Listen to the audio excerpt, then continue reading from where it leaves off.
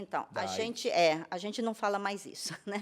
Então, a gente não fala que é primo do HIV ou, sei lá, parente do HIV, nada disso, né? Tá? Inclusive, a gente tira essa ideia, inclusive, no ambulatório, Existe né? mesmo esse estigma? Existiu e ainda existe. Aleitamento. Nasceu o bebê, a mamãe vai amamentar e a mamãe é positiva para o vírus. E aí, o que fazemos? Então, a gente tenta...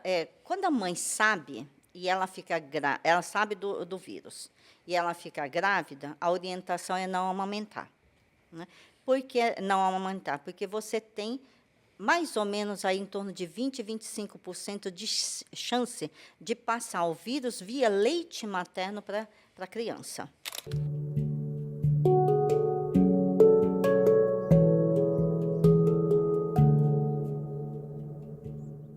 Oi, pessoal, tudo bem? Mais um capítulo, né, do nosso trabalho, o nosso podcast, né, da empresa Criogênese, que é uma empresa de biotecnologia. E nós estamos indo nesse caminho, tentar trazer informações novas sobre saúde, tecnologia, não só voltado à gestante, né, que em função do nosso produto ser sangue de cordão umbilical, tecido de cordão umbilical, como carro-chefe. Então, às vezes, as pessoas pensam que é só ligado ao assunto de gestação. Mas não. Eu acho que, inclusive, o assunto de hoje, provavelmente, atende muito o público geral, para falar a verdade. Público doadores de sangue e também incluindo gestante. Tá? Agora, nós temos todo um protocolo aqui de seguimento para a gente não esquecer, ou seja, não deixa de nos acompanhar, esse é um outro recado.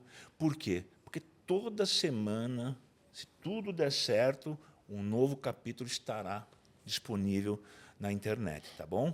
Com esses assuntos que eu abordei.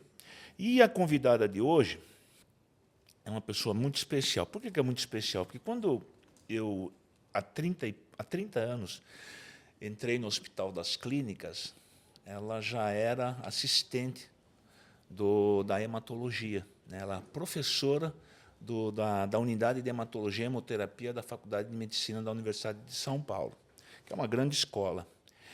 E qual o motivo de trazê-la? Primeiro, por ser estudiosa no assunto de hematologia, mas ela tem um item que, desde quando eu a conheço, ela estuda muito, que é o HTLV. HTLV.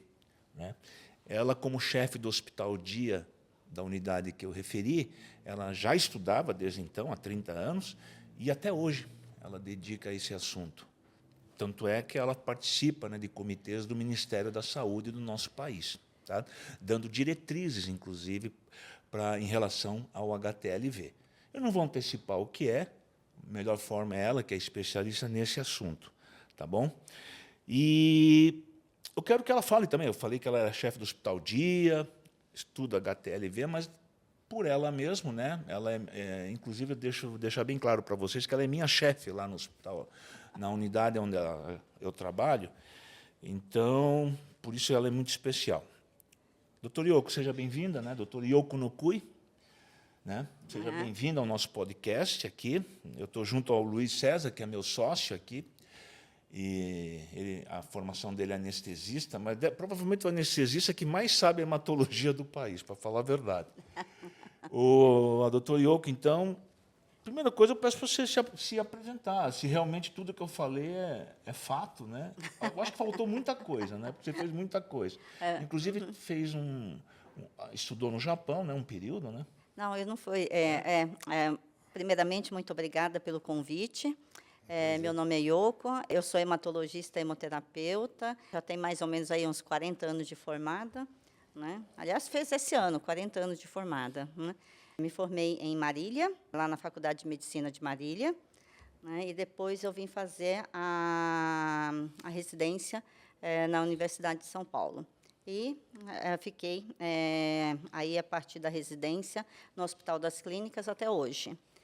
Então, eu tenho mestrado e doutorado na área da hematologia da Universidade de São Paulo. Aí, em termos de tempo de trabalho com HTLV. Nós montamos no Hospital das Clínicas o ambulatório de HTLV em janeiro de 1994. Então, desde lá, a gente tem acompanhado os pacientes. Qual que era a ideia inicial?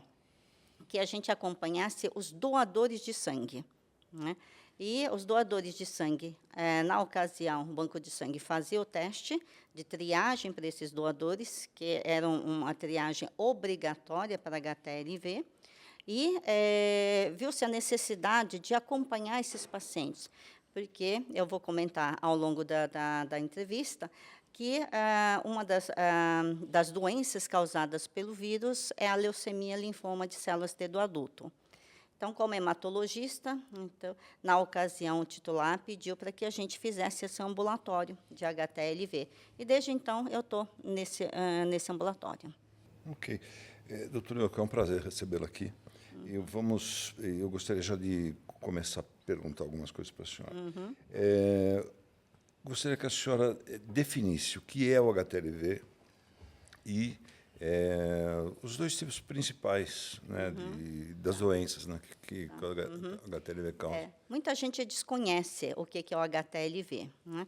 HTLV é um vírus, é um retrovírus, né? Ele é linfotrófico porque afeta uma determinada célula do sangue, que são os linfócitos, então células T, humanas, porque você tem o HTL em animais, em macacos, por exemplo. Mas aqui nós vamos falar dos humanos, né? Então, o HTLV é um retrovírus, é um vírus linfotrófico humano de células T do adulto. Por que do adulto? Porque ela pode ser infectada em crianças, no entanto, as doenças associadas ao vírus, eles só se manifestam na fase adulta. Nós temos um pouquinho das outras doenças relacionadas a HTLV que começam na fase infantil, né, mas não é o mais importante dentro do contexto do HTLV, né? Nós temos dois tipos de HTLV, o tipo 1 e o 2. Há um tempo atrás, foram descobertos mais dois outros tipos de HTLV. Então, no contexto da literatura, nós temos 4 tipos de HTLV. O tipo 1, o tipo 2, o 3 e o 4. Só para ter uma história prévia, o HTLV é um primeiro retrovírus descoberto. Então, inclusive, foi antes do HIV. E o HIV, naquele momento, também ele foi chamado de HTL 3 e 4. Aí, depois, ele mudou o nome para HIV. Mas, depois, mais tarde, descobriu-se que, na década de 80, esses dois vírus diferenciam entre 1 e 2. A diferença é da particularidade gênica somente. Só que ela tem uma importância, por quê? Porque a doença mais grave, ela se manifesta do tipo 1.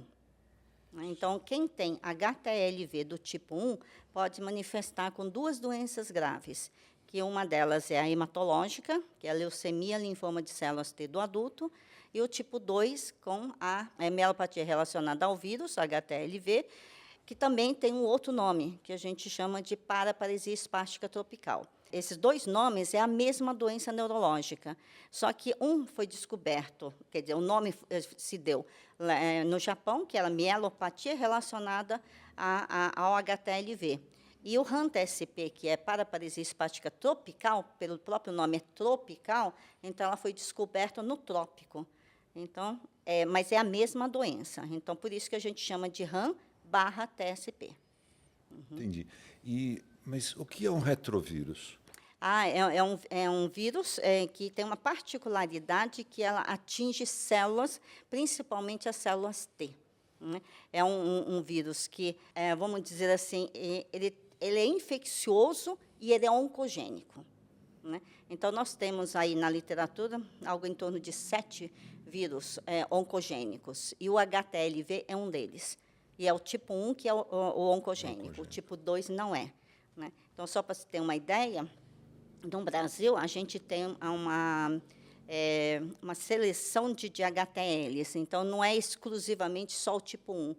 Né? No Japão, por exemplo, ele tem mais tipo 1, o Brasil também tem mais tipo 1. Mas se a gente for, por exemplo, no norte do país, na região amazônica, nós temos o tipo 2 como predominância. e na região mais para o sudeste, nordeste e sudeste, mais o tipo 1. Entendi. E como é transmitido? Tá? Ela tem basicamente 3 vias de transmissão. A primeira via é a que é mais estudada, vamos dizer, inclusive no momento, é a da amamentação. Então, se o vírus passa para o receptor, para a pessoa, né, ou para a criança, ou para outra pessoa, via amamentação. Então, quanto mais tempo a mamãe, que é portadora do vírus do HTLV, ela pode transmitir o vírus para a criança, né, para o recém-nato. A outra via é sexual, né, então, existe uma transmissão particularmente maior dos homens para as mulheres do que o inverso. Né? E a outra via é a transfusional. Então, hoje, a gente não trabalha mais com a via transfusional. Né? Por quê? Porque, em 1993, foi obrigado, aqui no Brasil, né, seguindo as diretrizes de outros países, a fazer o teste para o vírus do HTLV obrigatório em doadores de sangue. Então, a partir de 93, no Brasil, a princípio, a gente não tem casos de HTLV pós-transfusional. Outras vias também eu posso falar, mas são muito menos descritas. Né? Então, mesmo aí o transplante de órgãos, incluindo medula, fígado e tudo mais, aí seria transfusional também. A via que eu acho que interessaria muito aqui seria o periparto. Né?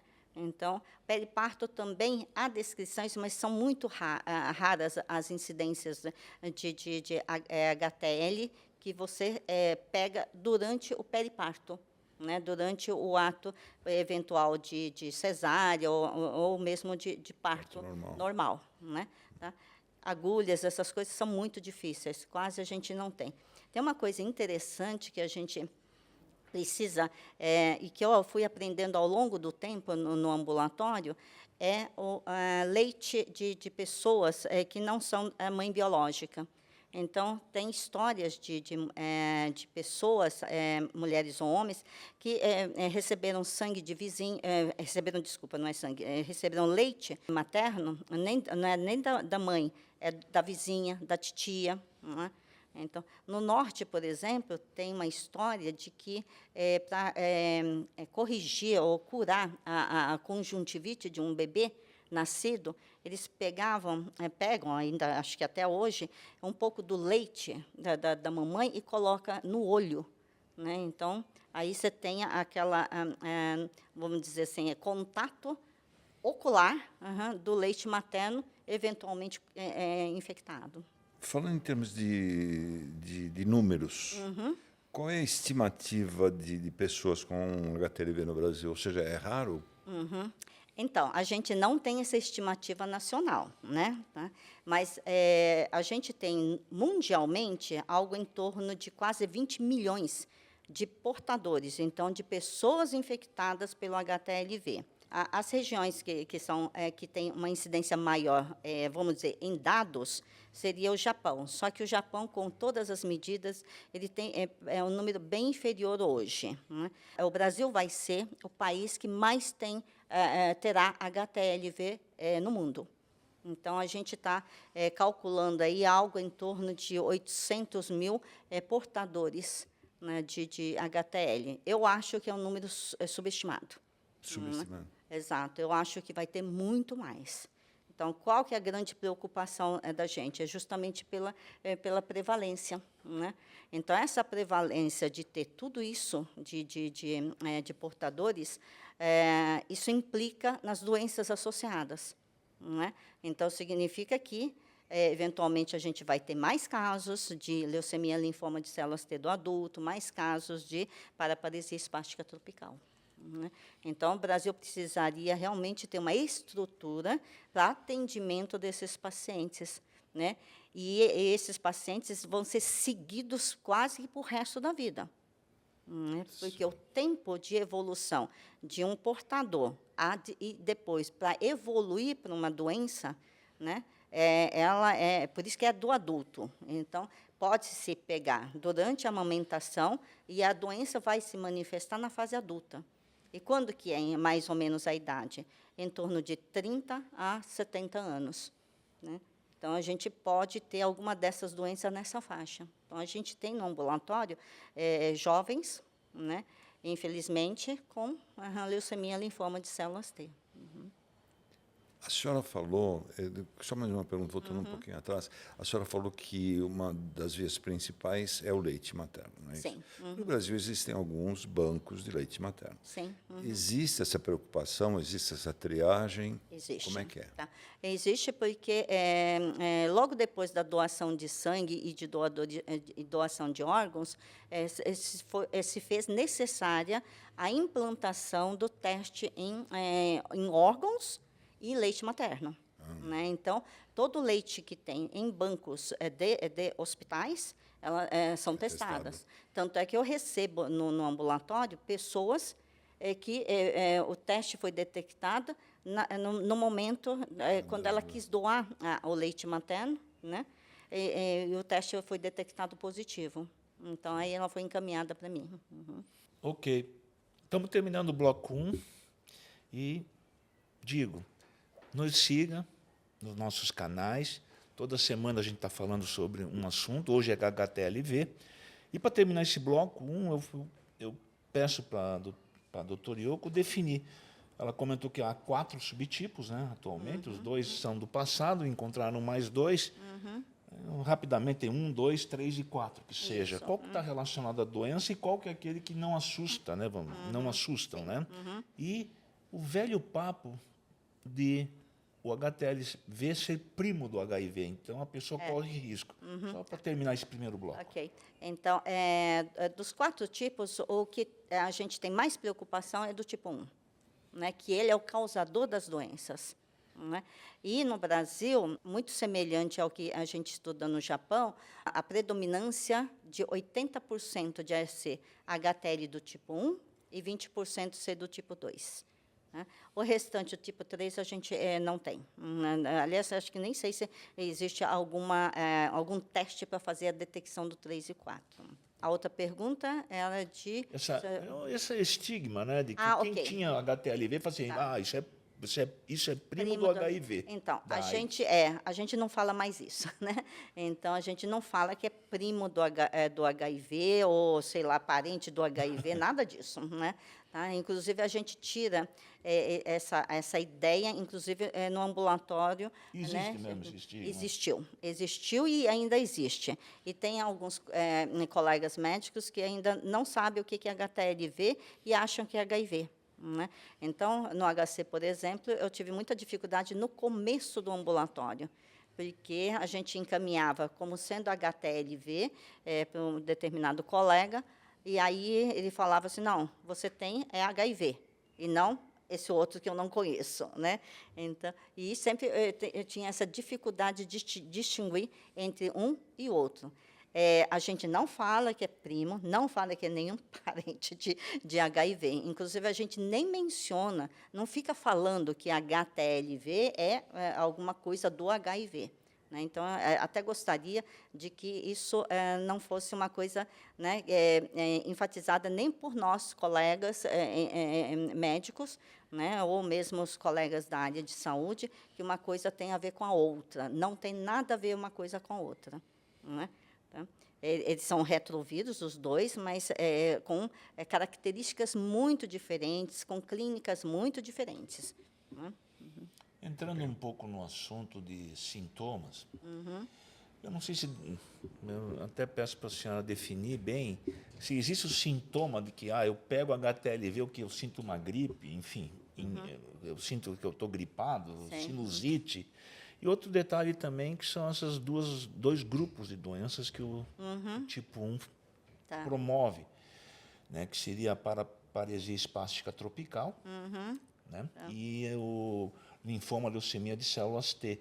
Quais seriam os primeiros alertas sintomáticos, vamos dizer assim, e que provavelmente leva à busca de assistência, né? E muitas vezes a assistência acaba nem pensando nessa possibilidade, né? Aham. O que tem que ficar claro é que o HTLV ele pode causar doença em aproximadamente 5% dos casos. Significa o quê? Que 95% dos pacientes ou dos portadores de HTLV não vão desenvolver absolutamente tipo 1. nada. Esse é o do tipo 1. Tá. Né? Então, e não vão desenvolver absolutamente nada. Então, os 5% é que preocupa a gente. Desculpa, esses 95 serão portadores sãos. São portadores sãos que vão evoluir, vão viver a sua vida normal, né, até a falecer, né, sem desenvolver nenhuma das doenças. Né.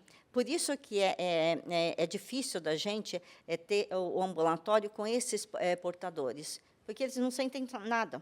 Né. Então, chegam totalmente assintomáticos, sem queixa nenhuma, né? E aí, para a gente fazer o acompanhamento deles, porque em algum momento, eventualmente, podem entrar dentro dos seus 5% de desenvolver a doença, eles não tendo nada, então eles meio que abandonam o ambulatório. Né? Dos 5% que podem desenvolver a doença, então, vamos falar da leucemia e linfoma de células T. Também, ela não aparece de forma tão aguda assim. Né? Por quê? Porque a leucemia linfoma de células T, ela tem estágios. Então, de acordo com a leucemia, ela pode ficar numa fase que a gente chama de indolente, né? Que são as duas fases que a gente denomina de smoldering e fase crônica. Né? Essa indolente significa que o próprio paciente ele não tem sintomas nenhum. Né? Sinais e sintomas. O que vai ter são exames laboratoriais alterados. Tá? Aí depois tem a fase da leucemia e depois nada, a fase da leucemia ou linfoma, não tem as duas coisas juntas. Né? Então, leucemia e linfoma. Aí sim, aí as manifestações existem. Né? Então, por muitas vezes, o que a gente vê? Exames laboratoriais para leucemia e linfoma, o hemograma pode vir alterado. Né? Tá? Então, é um achado laboratorial. Isso é uma coisa que a gente tem enfatizado muito. Os colegas, quando pegam o resultado de exame laboratorial, um hemograma, por exemplo, e vê o quê? O número de leucócitos está aumentando em relação ao exame anterior. O número de linfócitos estão aumentando. E se aparece atipia linfocitária dentro do hemograma, tem que se pensar, opa, tem alguma coisa aqui que a gente tem que investigar. Né? Outros sinais e sintomas que pode eventualmente ter quando já está com a leucemia instalada. Né? Pode ter fraqueza, cansaço, então aí se reflete por um grau de anemia, né? De hemoglobina baixa. Podem emagrecer. Muitas vezes a gente sempre pergunta no ambulatório, tem adenomegalia? São os caroços, né? Que vão aparecer na região aqui dos linfáticos. Tem adenomegalias, caroços em pescoço, debaixo dos braços, na região inguinal. Né? Tá? Esses são os sintomas que, eventualmente, na parte da leucemia. Tem uma coisa muito interessante na leucemia, que são os pacientes que têm infecções de repetição. Né? Toda hora está com infecção urinária, toda hora com pneumonia. Né? E tem um outro aspecto que é exame de fezes alteradas. Então, estrongiloidíase, que é um parasita que tem dentro das fezes, eles têm, por causa da imunidade baixa devido à doença, eles têm a estrongiloidíase disseminada. Quando a gente fala nessa doença, a gente sempre tem que lembrar se ele não está infectado pelo HTLV. E, por outro lado, o HANTA-SP, que é a paraparesia espástica tropical, o que a gente tem que pensar? Nos homens, impotência sexual, que é uma coisa que não é por causa da idade, mas sim vão aparecer precocemente. Né? E a outra coisa na mulher é a incontinência urinária. A incontinência urinária em mulheres, de forma constante, que não é infecção urinária, né, a gente tem que pensar por que ela tem essa incontinência urinária. Né, porque ela tem um problema de bexiga, e esse problema de bexiga é da paraparesia espástica tropical. Né, e, fora isso, a dificuldade, né, de andar. Então, tem sensação de perda de força muscular em membros inferiores, nas pernas, tem a sensação de que está adormecida, né? As pernas estão adormecidas e dificuldade de deambular, de caminhar. E essa é a evolução do HANTA-SC, que ao longo do tempo, uns mais rapidamente e outros menos rapidamente, vão evoluir com dificuldade de caminhar, depois dificuldade de dar maiores passos, subir escadas, descer escadas, depois a necessidade de usar bengala, andador, e depois acaba cadeira de rodas, e depois acaba ficando em cama. Entendi. Só esclarecer um ponto. A senhora falou em incontinência urinária. Sim. Essa incontinência urinária, ela começa em qualquer idade, vamos supor, com 30 anos, independe de ser uma multípara, de ser uma incontinência por motivos perineais. Estou falando isso porque a incontinência urinária é uma queixa mais ou menos frequente, né, no centro cirúrgico. Sim. Só para esclarecer. Sim, é uma coisa diferente da outra, né? Então, a gente tem que fazer o diagnóstico diferencial da incontinência urinária com os demais, demais causas, né? Então, infecção urinária, problema de ter tido partos mais frequentes, exatamente, multíparas e tudo. Então, tem que fazer esse diagnóstico diferencial, porque ela vai estar entrando no diagnóstico diagnóstico neurológico, né, que é de paraparesia espástica tropical. Aí a gente precisa do auxílio do neurologista, né, para poder definir uma coisa ou outra. Né? Entendo. Em relação ao diagnóstico, doutor Yoko, nós temos, na nossa clínica, por exemplo, são gestantes que fazem a coleta do sangue de cordão umbilical ou do tecido de cordão umbilical, que fazem uma sorologia completa, como faz o doador de sangue. E nessa triagem, que venha positivo, por exemplo, queria um esclarecimento do ponto de vista da senhora, esse fluxo de diagnosticar. Basta aparecer nesse teste de triagem positivo, tenham a doença, entram nessa conduta de monitorar a vinda dessas duas principais doenças que a senhora acabou de falar. Como que é feito esse fluxo diagnóstico, né? De realmente comprovar se ela tem o tipo 1, tipo 2 e outros tipos, né? E com isso, com esse fluxo diagnóstico fechado, ou definir que é um falso positivo ou não, e aí seguir provavelmente para um monitoramento. Eu até gostaria que você entrasse nesse campo, assim, como é que você monitora, então, a partir de que dá positivo, né, para um grupo ou outro, como é que acompanha daí? Porque é uma coisa que parece que é muito longo prazo, né, não é agudo, né, são doenças que aparecem décadas depois, basicamente isso. Né? Então, uma vez que a pessoa, né, que vai, por exemplo, ao banco de sangue ou vem aqui para poder fazer algum procedimento e detecta o HTLV, esse HTLV ele é feito inicialmente pelo teste de triagem. Né? Então, o teste de triagem que seja feita por ELISA ou quimioluminescência, se der positivo, a gente terá que fazer para confirmar a infecção pelo HTLV por um teste confirmatório, né? Ou por Western blot, ou por LIA, ou por PCR. Tá? Aqui, falando das gestantes, o que a gente discutiu lá na portaria, é uma portaria do dia 3 de abril de 2024, onde as gestantes são obrigadas hoje a fazerem o teste de HTLV. Então, elas fazem o teste, deu positivo, eu vou precisar fazer o confirmatório. Por quê? Porque é muito falso negativo. Né? É falso positivo, porque veio positivo, mas, na realidade, é negativo. Então, muito falso positivo. Então, como que a gente tem que fazer essa discriminação? Faz o teste confirmatório. Faz o teste confirmatório, aí, no teste confirmatório, por exemplo, o Western blot ou no PCR, ele sai qual é o tipo do HTL. Então, o Western blot vai me falar, é tipo 1 ou é tipo 2? Tá? Então, aí a gente já discrimina quem é que tem mais, vamos dizer, relevância do ponto de vista clínico e de causar a doença. Tá?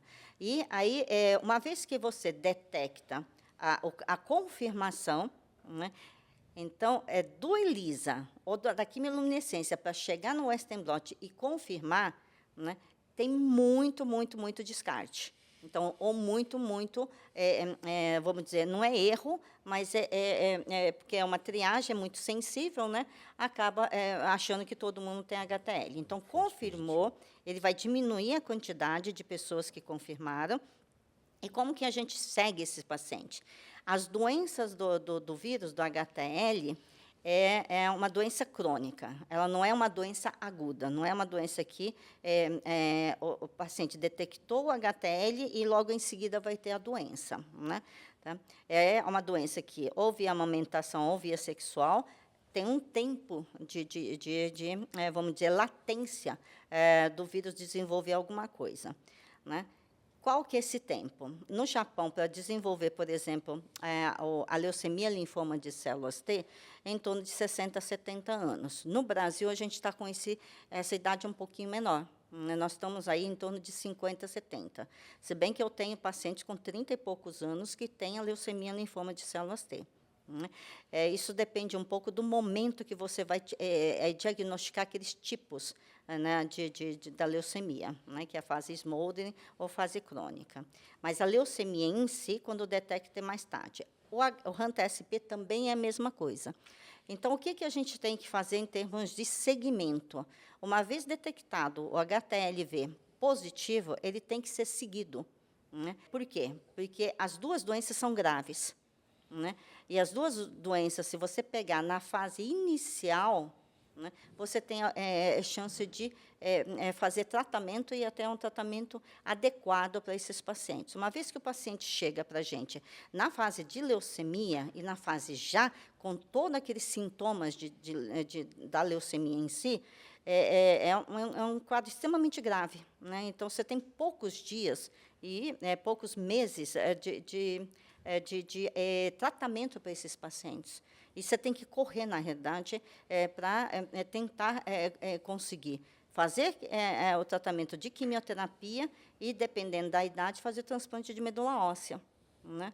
E do HANTA-SP é a mesma coisa. Se você pegar ela na fase, a doença na fase em que tem o processo inflamatório, onde você pode fazer o tratamento com corticoide, por exemplo, e diminuir a evolução do paciente, ou pelo menos retardar a evolução para a fase crônica, porque quando chega na fase crônica, ele já não está mais na fase aguda, né, onde o corticoide poderia fazer um efeito bom. Então, na fase crônica, ele já tem mais, vamos dizer, sintomático. Então, a gente tem que fazer de tal forma que, quando o paciente tem um HTLV positivo, seja encaminhado imediatamente ao ambulatório e para fazer o acompanhamento. Né? Porque você não sabe exatamente, quando você olha para o paciente, quem é que vai desenvolver, quem que não vai desenvolver. Só vai saber quando você vai fazer os testes, exame clínico, exame laboratorial, ao longo do tempo. Né? Porque você vai ver que os exames vão alterando. O hemograma vai alterando, tem um teste chamado imunofenotipagem para as células as células linfocitárias estão começando a alterar, alguns exames neurológicos vão começando a alterar. Então, isso daí depende do longo prazo. Então, ele é crônico mesmo. Então, por isso que a gente pede para esses pacientes que tiverem HTL não abandonarem o acompanhamento, porque pode ser que não seja você, mas pode ser que seja. Né? E aí pode ser que venha a desenvolver a doença. E quanto mais rápido a gente fizer o diagnóstico, é melhor. O tipo 2, assim, que seria, vamos supor, o benigno, você tem acompanhado em que periodicidade? Então, aproximadamente, só para dar uma... sim, o HTLV, independente de ser 1 ou 2, a gente tem acompanhado anualmente. Né? Anualmente. Agora, se for do tipo 1 e que está com uma tendência a evoluir para alguma dessas doenças, a gente encurta o tempo de acompanhamento. Ao invés de ser 1 ano, para 6 meses, a depender, se já tiver com sinais e sintomas, aí a gente já encaminha para avaliação da parte de leucemia ou linfoma. Né? Tá? Então, sempre é bom ter pessoas multidisciplinares dentro do contexto do ambulatório, porque você tem não só neurológico, mas você pode ter lesões oculares, então oftalmologista é importante, lesões de pele, muito importante o dermatologista ser, né, tá ali no contexto do acompanhamento. Em falar em HTL, desculpa, HTL do tipo 2, né, realmente ela não tem nenhuma doença mesmo. Ainda né? não teve nenhuma Não relação tem comprovada. nenhuma doença tão assim grave quanto as duas que são citadas no tipo 1. E eu sei que você tem um ambulatório bem numeroso lá no Hospital das Clínicas, né? Com esse subgrupo de pacientes, né, com HTLV. E, bom, como eu sei que você também, obviamente, você tem uma vida fora, uma vida atendendo fora do Hospital das Clínicas, tem muito paciente em relação ao HTLV?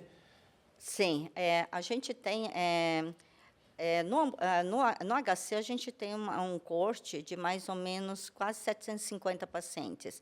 Obviamente, não são todos que estão sendo acompanhados, porque muitos acabam não retornando, né, porque acham que não vão desenvolver nada. Tem alguns que, infelizmente, acabam falecendo por causa da doença em si, que é a leucemia linfoma. Né? Tem uns que, neurológicos, eu acompanho poucos, mas somente aqueles que desenvolveram a parte neurológica no ambulatório que eu faço. Agora, eu acabo encaminhando para outras, para a neurologia, por exemplo. Agora, em relação a ter pacientes de acompanhamento, não só nesse ambulatório, no HC, por exemplo, nós temos o pessoal da MI, né, que é a equipe da MI, que também faz acompanhamento desses pacientes com HTLV. Né. Também tem o Emílio Ribas, né, então o Hospital Emílio Ribas, aqui em São Paulo, que também acompanha. Eles têm uma coorte muito grande. E a parte neurológica deles é uma parte bem poderosa. Né? E eles acabam acompanhando esses pacientes neurológicos. Lá nas clínicas também, no hospital, a gente tem a parte da oftalmo, né? Que tem uma pessoa específica que a gente encaminha, e a parte dermatológica também, que tem 2 ou 3 pessoas que a gente encaminha para eles. Mas eu tenho recebido, a gente recebe pelo WhatsApp, ou então recebe por mensagem de outros colegas, pacientes do Brasil inteiro, praticamente. Aliás, nem só do Brasil, né? Então, essas, vamos dizer, opiniões, né, que a gente possa dar e ajudar, eles acabam vindo de vários estados brasileiros, mas também de fora também. Eu acho que está super bem explicado, né, Yoko, sobre a parte de diagnóstico, né? Parabéns. E aqui eu aproveito, né, para convidar vocês para curtirem, né, o filme, convidarem amigos, manter essa inscrição, né, no nosso podcast. Vocês vão receber informes sobre outros assuntos que a gente pelo menos pensamos em abordar para o resto dos anos, tá? Para tentar trazer informações legais para todos. E eu esqueci aqui uma só, gente. Que é uma curiosidade até. Porque a senhora falou sobre o PCR qualitativo, né? Em algum momento fazer o PCR quantitativo? Existe. Para evidenciar algum risco, né? Sim. Somente o HTLV1, né? Sim, existe. A gente pode fazer o quantitativo da carga. Né? Então, inclusive, isso é bem estudado. Se você tiver a carga proviral aumentada nesses pacientes, você já tem que ficar de olho para ver se ele não vai desenvolver alguma das doenças. Né? Tá? Infelizmente, a carga proviral não é um exame feito nacionalmente, né? E aqui também a gente está com uma certa dificuldade nesse momento de ter a carga viral, porque é um exame que não tem assim, uma padronização nacional de fazer a carga. Então, acabam fazendo porque tem linha de pesquisa fazendo o teste de carga proviral. Né? Mas, pela portaria, o que a gente sugeriu foi que fizesse a triagem com quimioluminescência e depois passasse para o Western blot, para gestantes, isso que eu estou falando, e depois, se na Western blot tiver um resultado indeterminado, aí se pede o PCR, né, tá? Porque, a princípio, o PCR ele é um pouco mais oneroso em termos né? Se bem que, aí eu já não sei, porque, a depender da quantidade que você faz, talvez um saia mais barato que o outro, aí eu não vou entrar no mérito da questão laboratorial e nem de preço, né? Então, mas o fluxo que nós fizemos foi este, tá? A carga proviral é super importante. Em toda a literatura do HTL, sempre enfoca essa parte da carga proviral. Por quê? Porque quanto maior é a carga proviral, maior é a tendência de você desenvolver a doença, né? E isso faz uma diferença muito grande quando você está atendendo o paciente. Porque se você pede a carga viral hoje, daí a 6 meses você pede novamente a carga proviral e ela está em ascensão, significa que ela pode, o portador pode desenvolver alguma doença. Então, ele é um marcador de aparecimento da doença do vírus, tá? Não é só ele que tem. Na hematologia, a imunofenotipagem também ele é um exame que, de certa forma, para a gente auxilia no desenvolvimento da doença. Doutora, mudando um pouquinho, dando um pouquinho foco, só falar um pouquinho a respeito do seu dia a dia mesmo. Como é que é quando a senhora recebe um paciente e faz o diagnóstico desse paciente de HTLV? E, em relação a ele e à família, Tá. como é que é esse manuseio? Em relação ao paciente ou ao portador, quando ele chega, isso já confirmado, tá? Porque antes de confirmar é uma história, né? Então, por exemplo, vem um doador que tem um teste alterado e tem que fazer um confirmatório e já está todo apavorado, porque ele já foi recusado, né? Por algum motivo lá no banco de sangue. E aí ele chega e fala assim, você tem que ser encaminhado para um outro ambulatório, para uma outra pessoa te explicar o que é e tudo mais, né? Então, ele já vem assustado, né? O que será que está acontecendo comigo? Como que eu peguei, como que isso foi transmitido para mim, né? Isso tem uma parte, vamos dizer, inicial. Aí, quando ele chega já com o confirmatório, ele já passou por um monte de coisa na cabeça dele, né?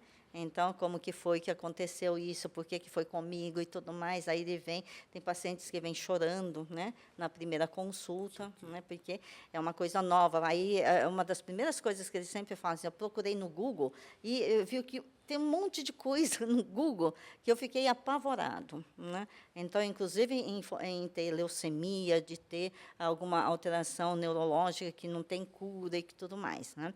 Então, isso realmente acontece. Os pacientes vêm. Então, o que a gente tem que fazer? Viu o resultado é positivo, confirmado, então, aí a gente tem que explicar tudo isso que eu expliquei para vocês aqui, né? Que a doença pode existir em 5% dos casos. 95% das pessoas que têm o vírus, eles não vão desenvolver nada, né? Então, é para ficar tranquilo, para a gente fazer o acompanhamento.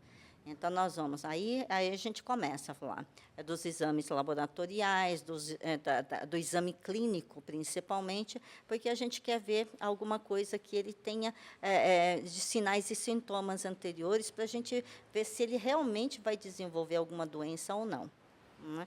Tá? A maioria das vezes, eles não têm absolutamente nada. Então, as queixas maiores que a gente tem em ambulatório não é nem em relação ao vírus. Então, como as pessoas vão envelhecendo ao longo do tempo com a gente, ou está hipertenso, ou tem diabetes, ou tem hipotiroidismo, né? Então, né, tem alterações ósseas, osteopenia, osteoporose, colesterol alto, triglicérides alto. Então, acabam sendo outros diagnósticos, ao invés de realmente ser do HTLV. Então, a primeira coisa, eu acho que tem que sentar, né? Geralmente, eles vêm com familiares. Então, se é uma pessoa do sexo feminino que tem o vírus e ela tem um parceiro, o parceiro geralmente vem junto, né? Se não vier junto, é porque ali tem alguma relação que pode eventualmente ser conflitosa, né? Mas, de um modo geral, eles estão juntos, né? Se for uma mãe que tem a positividade do vírus e tem uma criança junto, por exemplo, e ver se a criança não possa ter sido contaminada, aí, eventualmente, eu peço para trazer a criança também, para a gente fazer o teste, né, na criança. Tá? Então, essa relação do médico, a relação médico-paciente aí, né? Então, do médico com o paciente tem que ser o mais aberto possível, né? Porque ele vai procurar. Ele vai procurar a informação em um lugar que, às vezes, né, não está muito bem explicado. Né? Então, e uma coisa interessante desses pacientes é que, ao longo do tempo, quando eles vão eles têm uma relação que aproxima muito dos médicos, então eles vão se sentindo mais tranquilo à medida que você vai explicando. E tem gente também, tem portadores também, que ao longo do tempo, ele está vindo mais porque quer conversar com a gente, quer conversar com o médico, falar de outras doenças e tal, tal, tal. E aí, depois de 20, 30 anos, mas o que é a mesma HTLV? Né? E tu pergunta de novo o que é o vírus. Né? E a gente tem que explicar de novo. Então, qual que é a doença que causa mesmo? Não tem doença que causa? Tem doença que causa. Quais são as doenças? Então, eles voltam a perguntar de novo. Né? Tipo, dois que não tem tanto problema, vira um clínico geral. Exato, aí a gente vira um clínico geral. Né? Então, a gente tenta. É um pouco diferente daquele que já vem com a evolução. Né? Porque aquele que vem com a evolução já querendo ter a leucemia, por exemplo, no meu caso, da hemato, eles são mais apreensivos. Né?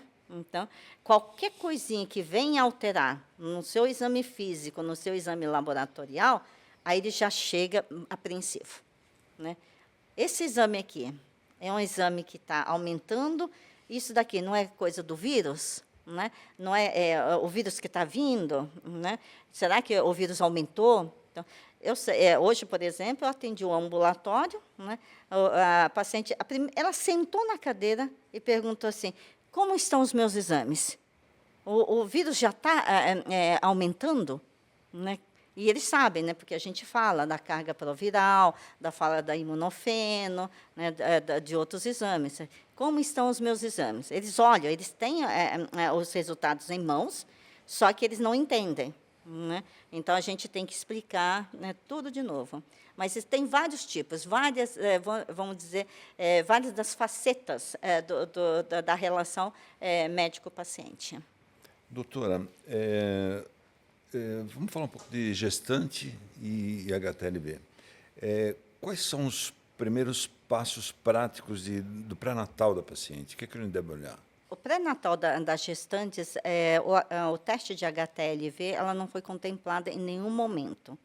Né? Então, a gente tem uma portaria do dia 3 de abril de 2024, onde as gestantes, né, elas têm a obrigatoriedade de fazer o teste para HTLV. Né?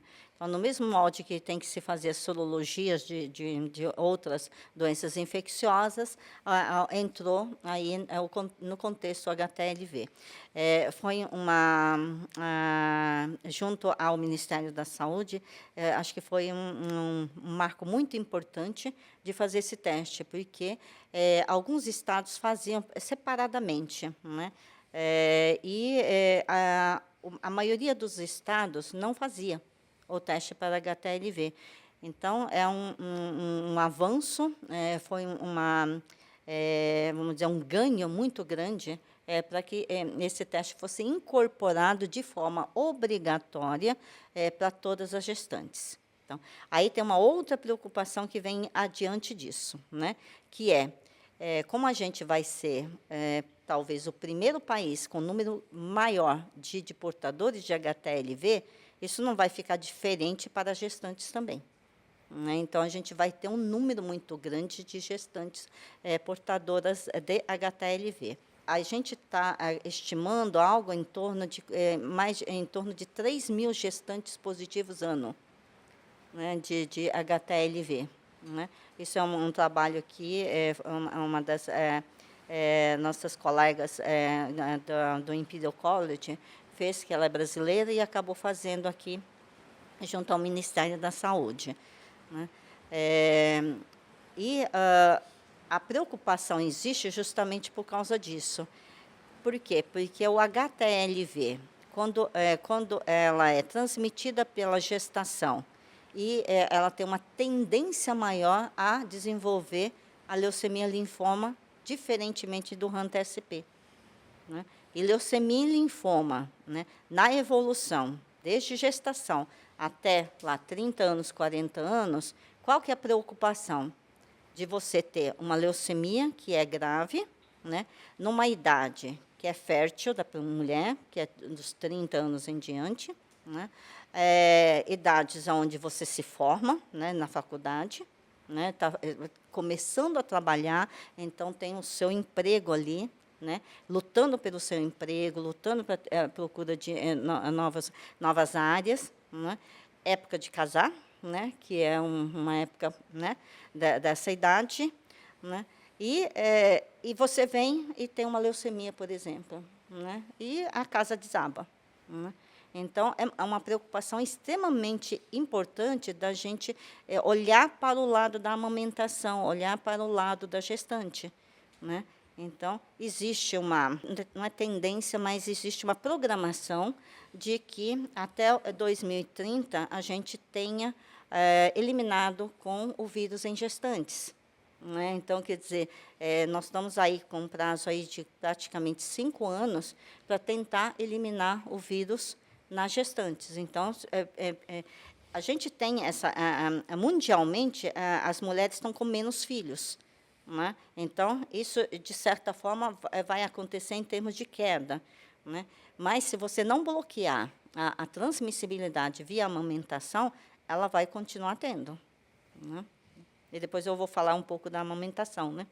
Sim. Uhum. Deixa eu só complementar. E em termos de via de parto, temos cesárea e parto normal. Qual a melhor via de parto para se eliminar ou para diminuir a transmissão? Isso nós discutimos lá junto ao Ministério. Né? Então, a via para quem é portador do HTLV e que já tem as doenças associadas, é cesárea. Né? Quem é portadora de HTLV e que, porventura, né, não tem nenhuma dessas doenças, tá? Aí o que foi colocado na portaria que teria que fazer uma conversa entre a paciente e o obstetra, tá? Que pode ser normal ou como pode ser cesárea. Né? Só lembrando, assim, para não ter um número muito grande de cesárea de forma indiscriminada, né? Porque o Brasil é conhecido como um país que tem muita cesárea. Né? Então, não pode transformar isso em achar que tudo cesárea. Né? Tá? Então, tem essa parte de consideração em relação ao tipo de parto. Aleitamento. Nasceu o bebê, a mamãe vai amamentar e a mamãe é positiva para o vírus. E aí, o que fazemos? Então, a gente tenta... quando a mãe sabe, e ela sabe do vírus, e ela fica grávida, a orientação é não amamentar. Né? Por que não amamentar? Porque você tem mais ou menos aí em torno de 20% a 25% de chance de passar o vírus via leite materno para a criança. Né? Obviamente, quanto maior é o tempo de amamentação, maior é a chance. Né? Tá. Então, quem tem o positivo, não amamenta. Tá? Suponhamos que a mãe não sabe do vírus, por acaso ficou sabendo do vírus no momento do parto, por exemplo, tá? E aí precisa amamentar. Tá? Então, o que a gente sugeriu na portaria? Que fosse a amamentação possível até 3 meses, até que saia o resultado. Né? Então, por exemplo, a mãe deu à luz agora. Ela não fez o pré-natal direito, não tem o teste. Tá? Mas aí fez o teste no dia, suponhamos. Né? E aí demora um pouco para sair o resultado. O ELISA é rápido, de um dia para o outro sai o resultado. O teste confirmatório é que demora. Né? Então, qual que é a orientação? Nós não vamos deixar a mãe sem amamentar a criança. Né? Então, sempre a primeira amamentação é muito importante, né? Então, se amamenta a criança, espera o resultado chegar. Se o resultado for positivo, né, confirmatório positivo, interrompe-se a amamentação. Se for negativo, aí você segue a amamentação com os critérios da parte, vamos dizer, obstétrica aí, né? 6 meses, quantos meses quiserem amamentar. Certo. Bom, em relação ao leite, existe alguma estratégia de você fazer para se fazer com o leite para que eventualmente diminua a chance? Por exemplo, aquecer o leite. Vamos supor. A gente não tem estudos suficientes para afirmar isso daí, né? Ou para falar que é bom, falar que é ruim, né? Tá? A gente, realmente, aquecimento ou resfriamento intenso, a gente não tem. O que se tem é você utilizar fórmulas, né, caso a mamãe não possa amamentar, né? Que aí é o mesmo esquema da fórmula que se dá com as mulheres, por exemplo, com HIV, né? Que tem fórmulas gratuitas pelo SUS. Também isso já foi acordado de que o SUS faria essa distribuição para as mulheres com HTLV também. Tem que inibir a lactação, né? Tá? Como qualquer outra doença infecto aí. Agora, tem gente que pergunta, não poderia usar leite de banco de sangue? Pode. Banco de sangue não, banco de leite? Né? Pode usar, né? Desde que, como todos os leites das mamães são testados, né? Testados por vírus, então não tem problema. Se o hospital tiver, vamos dizer, o quantitativo aí para ceder, não tem problema. Agora, vamos supor um casal fora do período de gravidez que um dos dois é HTLV positivo. Qual a orientação para a atividade sexual desse casal? Muda para o homem ou para a mulher? Eu acho que dos dois, né? Tá? É o uso de meios que interrompam a transmissibilidade. Então, seria o uso de preservativo. Pode ser tanto masculino como feminino, né? Essa é a via que a gente recomenda utilizar. Então, uma vez... Tanto faz, o homem ser positivo ou a mulher. Exato. Tem que ter a interrupção da transmissão. Certo. Né? Se a mulher for positiva e o homem não, a gente recomenda o uso de preservativo. O inverso é verdadeiro também. Se o homem positivo e a mulher não, aí é mais ainda.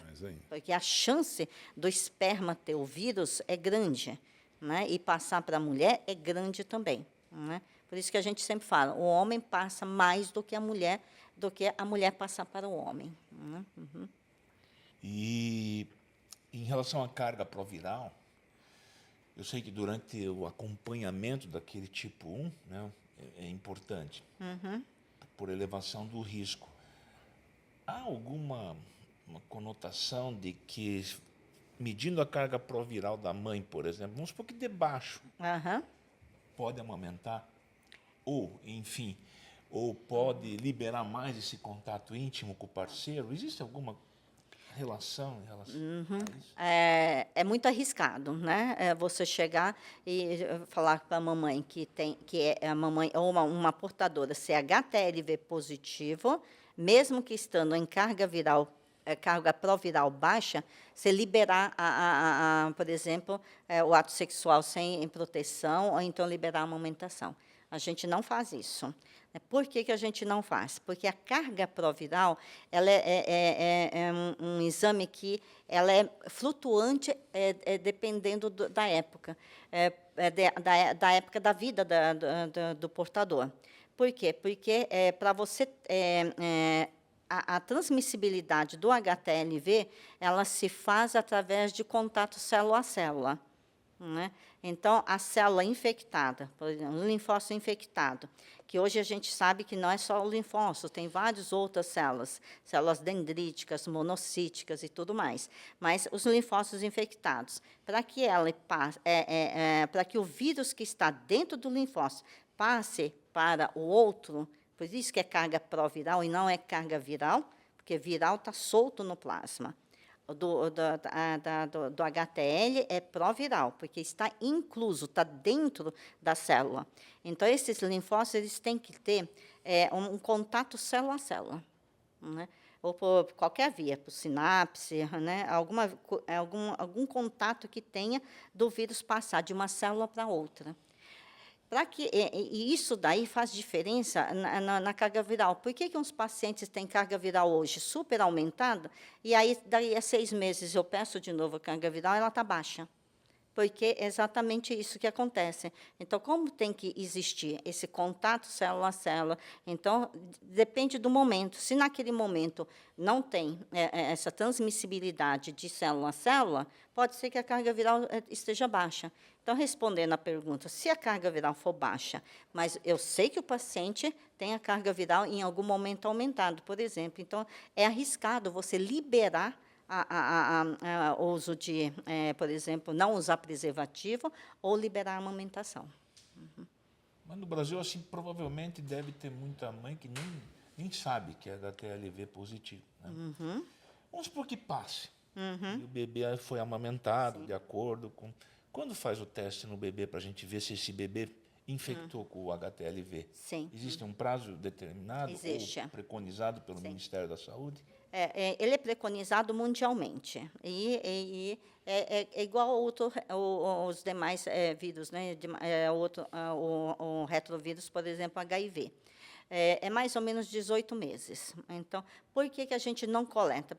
As mães ficam ansiosas, os pais ficam ansiosos, porque eu sou infectado, a mãe é infectada, ganhou nenê, falou assim, então já vou fazer o teste para o vírus. Não é recomendável fazer o teste para o vírus, porque existe a transmissão dos anticorpos da mamãe para a criança. Então, aí pode ter um resultado falso. Então, o que a gente preconiza? Daqui a 1 ano e meio, então 18 meses, a criança pode retornar ao consultório ou ao laboratório para coletar a amostra e fazer o teste. Então, preconizado, e a gente na portaria também colocou 18 meses.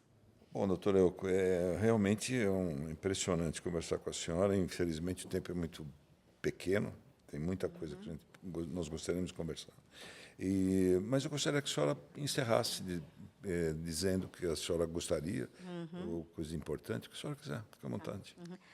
Eu agradeço bastante o espaço, né, da gente comentar sobre o HTL aqui. Eu sei que, do ponto de vista nacional, a gente tem várias pessoas falando sobre o HTL aqui no Brasil. O que a gente gostaria é que as pessoas que tivessem o HTLV, ele fizesse um segmento, né? Porque é muito triste a gente saber de pessoas que eventualmente fazem segmento ou então desconhecem o HTLV e aparece meio de supetão para a gente, já na fase, vamos dizer, grave das doenças, né? E a gente, como médico, para tentar salvar essas pessoas, né, e tomar as primeiras medidas, a gente tem que correr muito com esses pacientes, né? Então, o que a gente pede para que, na medida do possível, nós temos esse teste nas grávidas, tá? Não negligencia o resultado, né? Então, tenta procurar efetivamente o auxílio para ver como é que essa infecção está naquele momento. Então, procurar as pessoas que tenham conhecimento sobre o vírus do HTLV para não chegar muito tardiamente para os nossos cuidados. Então, é um chamado que a gente sempre faz para essas pessoas, né, de tomar cuidado mesmo, de procurar assistência o quanto antes. Ok. Eu gostaria que a senhora deixasse seu contato, para quem eventualmente precisar do seu apoio, de sua ajuda. Eu atendo o ambulatório de HTLV no Hospital das Clínicas. A gente, obviamente, tem uma restrição em termos numéricos de atendimento, né? Tá? Mas, eventualmente, pode nos procurar. tá? A gente tem um ambulatório que tem somente 2 médicos trabalhando, né? Então, a gente tem vamos dizer, essa dificuldade. Mas, eventualmente, eu posso dar o meu e-mail, né? Que é meu nome completo, youko.nukui@gmail.com, tá? Para poder entrar em contato e a gente tenta atendê-los na medida do possível, aí todas as pessoas, né? Pode ser alguma coisa ou mesmo de consulta ou mesmo de dar alguns esclarecimentos sobre o vírus HTLV. Doutora, muito obrigado. De nada, estou sempre à disposição de vocês. Obrigado, doutor Yoko. Eu tenho uma estima muito importante pela senhora, estudiosa do assunto, e grande professora do Hospital das Clínicas, né, ligada à Universidade de São Paulo. E você mantenha o convite de inscrição, acompanhamento do nosso podcast, toda semana, a não ser que dê alguma coisa errada, mas toda semana vai ter um filme novo, trazendo pessoas do naipe da doutora Yoko, no CUI, e até a próxima. Tudo de bom para vocês. Obrigado, doutora. Obrigada a todos.